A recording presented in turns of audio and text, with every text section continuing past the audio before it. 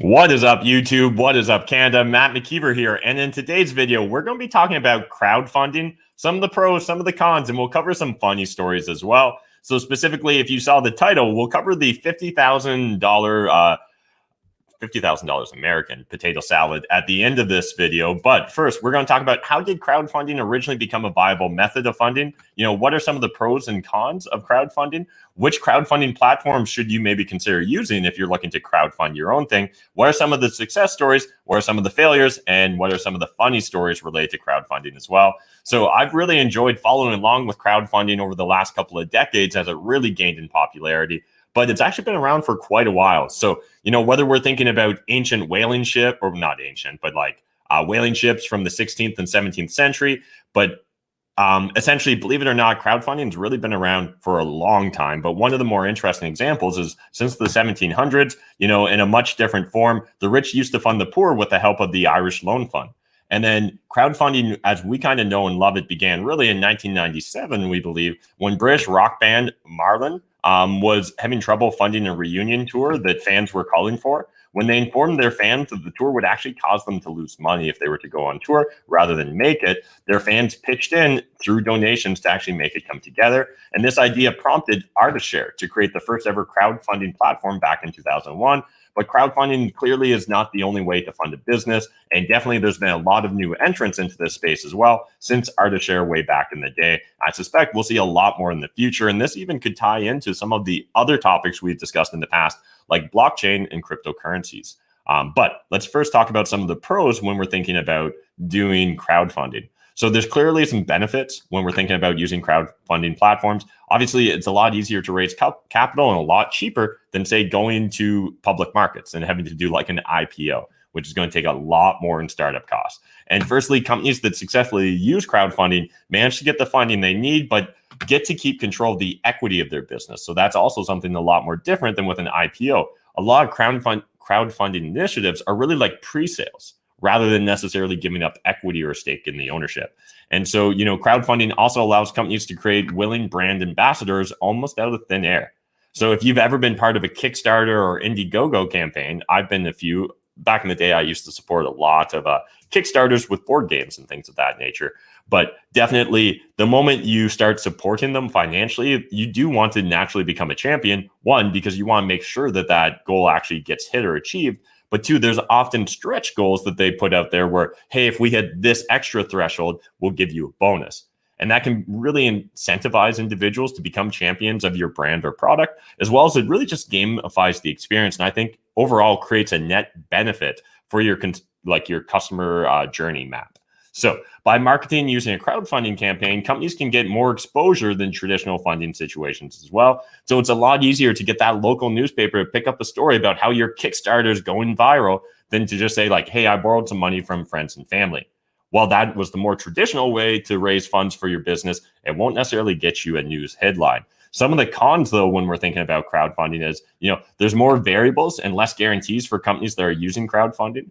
There's no assurance that companies will reach their funding goals. So some of these platforms, you have to hit a certain threshold in order to actually receive the funds. Otherwise, the campaign is canceled. And it can actually be costly to implement one of these campaigns. While in theory, there's not a lot of upfront costs to actually produce a lot of the marketing and a lot of the different content pieces that you're going to use to drive those ambassadors of your brand once you start getting people to support you, that actually can add up. And in fact, I've looked in the past, I used to want to design board games back in the day. And so I actually read up and studied a lot on Kickstarter successful campaigns. And a lot of the companies that do it well understand they'll actually dedicate one or more full-time employees to just managing, operating, and communicating with the Kickstarter campaign.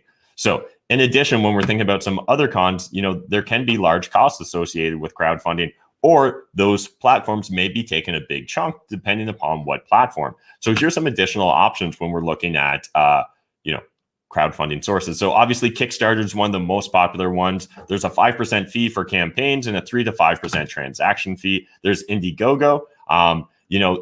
This one is, include some options that are not all or nothing, where Kickstarter's more of a all or nothing. There's also a processing fee of 3% and a 30 cents USD per transaction fee.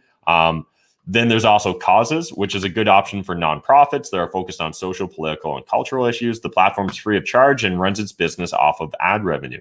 Then there's Seed Invest, which is a good choice for startups. Before getting a listing on the platform, your startup must be approved by a Seed Invest team. But once on the site, you will gain exposure to venture capitalists and angel investors. If your campaign fails, there are no fees. And if it's successful, there's a 7.5% placement fee and a 5% equity fee. Now, if you guys haven't done private placements before, that probably sounds ridiculously expensive. Based upon my time working for that publicly traded pharmaceutical company, that's actually less crazy than you'd think. It's still not cheap, but it's not crazy. Then there's also Patreon, which is frequently used option for digital creators. It gives creators the opportunity to sell monthly subscriptions or on a per creation basis. So there's a lot of flexibility there. And then finally, there's also GoFundMe, which is a popular option amongst individuals looking for funding. Rather than really a startup or a business, a campaign comes with 24/7 customer support, 0% platform fee for those seeking funding, but a 1.9% processing fee plus 30 cents per transaction. So let's talk about some of the big examples. So one example that a lot of people that have studied this area know about is Pebble. So Pebble was designed as a sleek and intuitive smartwatch that reached 1 million USD funding within 28 hours of posting the Kickstarter. They eventually reached over $10 million. And this was one of those big, watershed moments where all of a sudden people are like, holy shit, I think this crowdfunding thing's legit. Also in Missouri, Natalie DuBose started GoFundMe to get her bakery rebuilt after rioters destroyed it. She reached her goal of 100,000 USD, largely relying on the local community values and the immense power of empathy. Now, when we're thinking about some failures, there have been some notable failures as well. So one that comes to mind is Laura Stude, who created the Loop and Poop, formerly known as the Strap and Crap. This device allows you to loop your body around a tree and lean backwards into your poops, making pooping outdoors easier than ever. She was never able to reach her funding goal, unfortunately. Then there's also Canadian Stefan Lawson sought to create an advanced underground shelter system based on years of experience in diverse industries. Of his almost 5 million Canadian funding goal, he managed to raise $1. So then looking at some of the more funny or quirky ones that we've seen come up on these crowdfunding platforms, Zach Danger Brown, who's clearly a Bond villain, was looking to make a potato salad to take over the world with a goal of $10 USD. When his funding totals reached over 50,000 USD, he ended up designing t-shirts and hats to also appease his fan. Then there was Mark Gold of Scotland, was sick of arguing with his flat earth friend, so he started a GoFundMe campaign to send his friend to space.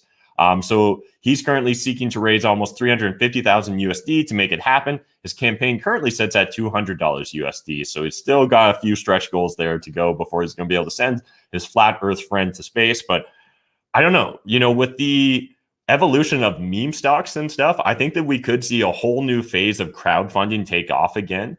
So I'd love to hear your thoughts. What are some of the anecdotal stories maybe you've heard about crowdfunding? Have you ever participated in a crowdfunding, or have you actually launched your own crowdfunding campaign? I'd be really curious to hear. I've got a book coming out later this year, and we've got some cool little quirky ideas that we've been thinking about implementing. But I'd love to hear some of your thoughts and your suggestions on what makes for a viral sort of crowdfunding campaign.